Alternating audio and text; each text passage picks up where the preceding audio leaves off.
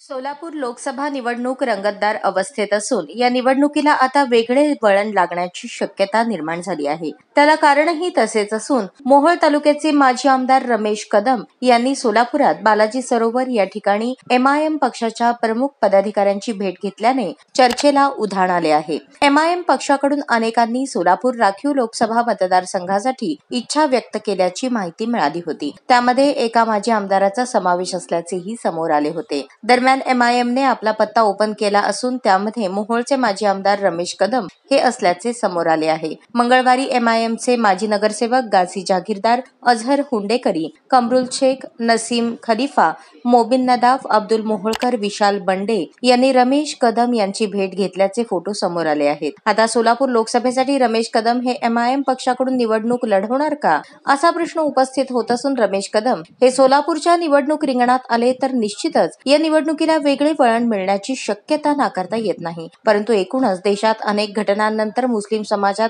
तयार झालेली मानसिकता ही लोकसभा निवडणुकीत एमआयएम आपल्याकडे मतांच्या रूपात वळवू शकणार का, हाही मोठा प्रश्न समाजात उपस्थित होऊ शकतो. हेही तितकेच महत्त्वाचे आहे.